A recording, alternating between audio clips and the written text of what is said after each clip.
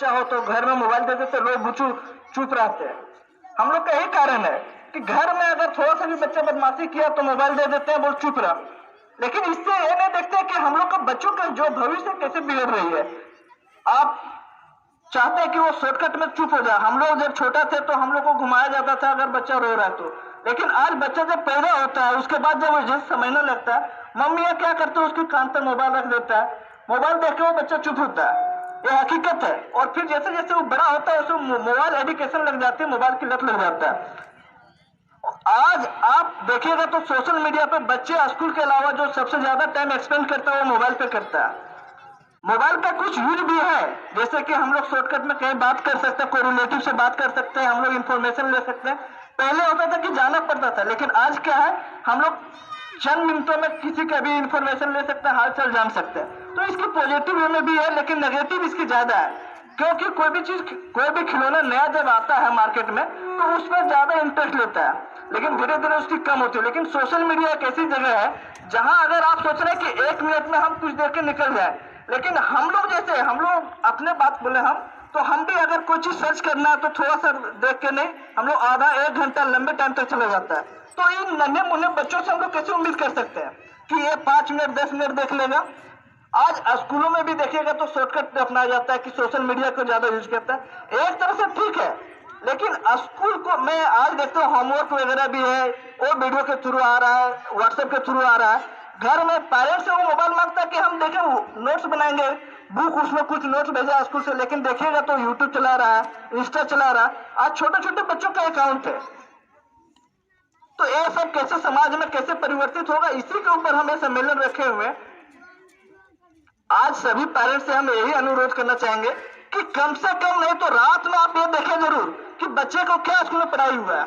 हम जितने भी प्राइवेट और सरकारी स्कूल, सारे स्कूल में विजिट किए, पेरेंट्स के एक ही हर बार वो रिपीट से एक ही चीज बोलते हैं कि हम तो, मेरे यहाँ तो 4 से 5 घंटा रहता है, रेस्ट टाइम वो पेरेंट्स के पास रहता है। इन पेरेंट्स क्या करता है, पेरेंट्स को अगर स्कूल बुलाया भी जाता है तो नहीं जाता। और यही का नहीं, यही गाँव का नहीं है, ये पूरे एरिया का ही कंडीशन है। लेकिन आप सिटी में जाइएगा तो अगर आप एक बार स्कूल खोल के नहीं गए तो आपका नाम काट दिया जाता है, लेकिन गांव में क्या ऐसा नहीं होता। गांव में अगर पेरेंट्स को 2 बार 4 बार भी बुलाया जा रहा है तो भी नहीं जाता। जाना तो दूर बात है, उसके पेरेंट्स को हम बहुत सारे गांव में भी हम देखे ऐसे, तो पेरेंट्स तो कॉपी किताब उल्टा के नहीं देखता है, क्या बच्चों को पढ़ाया गया है, क्या वो होमवर्क कर रहा है नहीं कर रहा है। तो ऐसी जो है, तो ऐसे में कैसे आप सोचते हैं कि आपका बच्चा पढ़ लेगा। पढ़ने के लिए जितने बच्चा मेहनत करता है उतना ही उसके माँ बाप भी मेहनत करता है, तभी बच्चा आगे पढ़ती है। लेकिन आज ऐसा नहीं हो रहा। आप देखिएगा सुबह तो बच्चा को किसी तरह भेज दिया, तो बच्चा स्कूल भेज देना उसका मकसद एक ही होता है कि चलो आप, जो बाधा थी मदर, जो आप आराम से 4-5 घंटा जो बच्चा स्कूल में रहेगा तो माँ बाप घर में आराम से काम उम करेगा।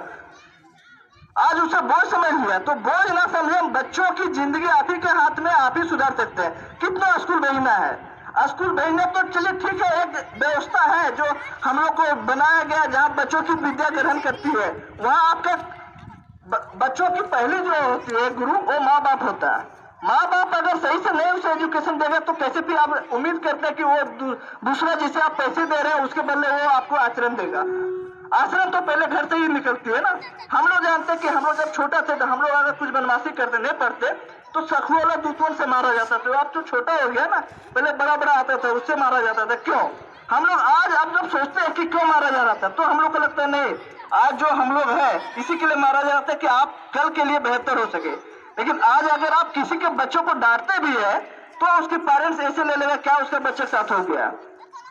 माँ बाप को छोड़े, मारना तो दूर बात है, कभी हम डांटने भी नहीं देखते हैं। हम बहुत बार हम ऐसे गांव में भी हम बोले हैं कि बच्चे एक देखिएगा कहीं भी माने बदमाशी कर रहा है तो उसको डांटना चाहिएगा, तो उसके पेरेंट्स जो तो वो एक्शन ले लेता है। हमने टीचर से भी पूछा क्यों नहीं, इसके पेरेंट्स को कॉल क्यों नहीं करता है, तो बोलते हैं हम तो बहुत टाइम पेरेंट्स को कॉल किया लेकिन आना नहीं चाहता है। तो इस तरह की जो छोटी छोटी समस्या है खासकर बच्चों को लेके, इसके लिए तो हम सबको एक कमेटी बनानी चाहिए और वहां से हम लोग को ये अप्रोच करना चाहिए पेरेंट्स से, क्योंकि ये हर जगह की यही व्यवस्था है। अब बात करते हैं कि झारखंड की आज क्या स्थिति, आप सबने देखा होगा कि झारखंड में 24 साल हो गए झारखंड अलग होने में, लेकिन 12 मुख्यमंत्रियां चेंज हो गई। तो कैसे हुआ? आज हमारे यहाँ देखिएगा चारों साइड मिनरल्स तो हमारे यहाँ बहुत सारे हैं, लेकिन सारे लूटे जा रहे हैं। तो इस तरह की प्रवृत्तियां भी बहुत ज्यादा है। अगर हम लोग उम्मीद करें कि झारखंड के सरकार कुछ करे तो ऐसा नहीं हो सकता, क्योंकि आज पढ़े लिखे लोग बेरोजगार है और सड़क पे है, और अनपढ़ लोग जो शासन चला रही है। तो इसके ऊपर भी हम लोग को विचार करना चाहिए, क्या इसमें क्या परिवर्तन हो सकता है। ऊपर से नीचे तक हर जगह देखेगा तो करप्शन है। झारखंड में आपको हर जगह लूट मची हुई है, तो इसको कैसे दूर किया जा सकता है, इसके ऊपर आप लोग को सोचने की जरूरत है। आज हम जैसे युवाओं, आप देखिएगा हर जगह आपको मिल जाएगी।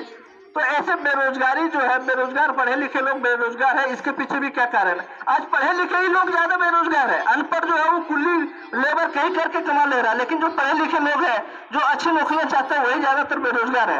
हम अपनी बात करें तो हम बेरोजगार में लड़ाई हमारी नहीं, ये लड़ाई कल की फ्यूचर के लिए है। कल कैसा आप चाहते हैं, ये आप कैसा झारखंड देखना चाहते हैं, इसकी लड़ाई है। हमने अपने पोस्टर में कुछ वाक्य लिखे, मन बदलो सब बदलेगा। तो मन कैसे बदले सकते हैं आप। मन बदलने के लिए आपको क्या चाहिए। हम लोग अगर देखते हैं छोटे लेवल पे वार्ड सदस्य हो गया, मुखिया हो गया, तो इसको बदलने के लिए हर 5 सालों बदल देते हैं, लेकिन जब बात आती है ऊपर बदलने की तो हम लोग से नहीं हो पाती है। इस पर भी सोचने की जरूरत है। और हमने लिखा वोट फॉर सेल्फ, ये लड़ाई अपने लिए है, आप अपने लिए लड़ाई करें। आज तक हम लोग वोट दिए तो दारू मुर्गा खा के दिए हैं, लेकिन ये प्रथा भी चेंज होनी चाहिए। अगला हमारा है, आओ मिलकर बनाए एक नया झारखंड, नई उड़ान नई ऊंचाई, होगा हुआ किसान गरीब की वंचित की सपना प्रकार। तो इसमें तो बहुत है, लेकिन आगे जो हमने लिखा वो इम्पोर्टेंट है। आओ लड़े हम अपने लिए। आज तक कहीं ना कहीं देखेंगे कि कोई अपने लिए नहीं लड़ाई करती है। क्या लड़ता है, सब अपने लिए ही लड़ता है। लेकिन आइए हम लोग लड़ते हैं अपने फ्यूचर के लिए, हम लोग भविष्य के लिए लड़ाई करें। कैसे हम लोग सुनहरा भविष्य दे सकते हैं इन बच्चों के लिए, जब हम इन गांव में हम कभी रहे नहीं है, इसलिए हम गांव का कल्चर को जानते नहीं थे। लेकिन लास्ट 2 मंथ से हम गांव में बहुत सारे गाँव में विजिट किए, बहुत सारे स्कूलों में विजिट किए। यहाँ से हमारी आलोचना भी हुआ, बहुत सारे जगह से धमकियां भी आई कि ऐसा नहीं करना चाहिए। हम उन सबसे बोले क्यों नहीं करना चाहिए, तो उनका एक ही है कि आप अपने गाँव में करो, अपने गांव से दूर करो। बहुत कोई ने ऐसा बोला कि नहीं जहां रहते हैं वहां ऐसा नहीं करना। हम बोले भाई एक चीज है, हम अपने घर का व्यवस्था नहीं सुधार सकते तो हम बाहर का कैसे सुधारेंगे। अगर घर हमारा सही नहीं है तो हम फिर बाहर कैसे सुधार सकते हैं। गांव मेरा सही नहीं है तो हम बाहर कैसे उम्मीद कर सकते हैं। शुरुआत तो घर से किया जाता है ना। तो मेरा यही मकसद है कि हम शुरुआत अपने गाँव से करें, अपने घर से करें, इसलिए आज हम उपस्थित है। और यहाँ इस सारे नन्हे मुन्ने बच्चों के लिए हमें लड़ना है, और आप सबसे भी हम यही अनुरोध करते हैं कि इसके लिए कुछ ना कुछ करना है। यहाँ सारे सम्मानित लोग हैं, यहाँ टीचर्स भी है, यहाँ हमारे इलेक्टेड मुखिया भी है, पूर्व मुखिया भी है, और यहाँ बहुत सारे ऐसे समाज सेवी भी है।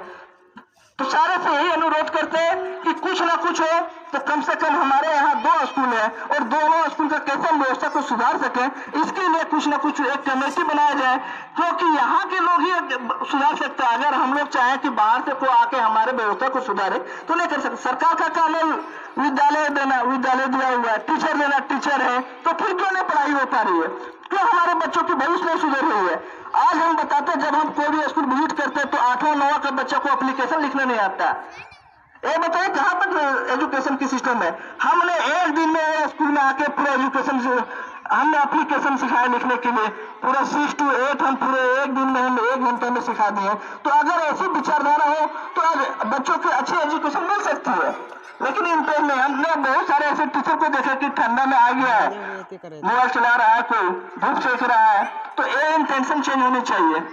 चेंज कैसे होगा, ग्रामीण के द्वारा ही होगा। अगर हम अकेले जाए तो फिर वो तो भाव नहीं देगा ना, लेकिन सब अगर मिलकर ग्रामीण जाए तो फिर चेंज हो सकती है। एक छोटी सी पहल है, इस पर बहुत सारा विचार किया जा सकता। बहुत बहुत धन्यवाद।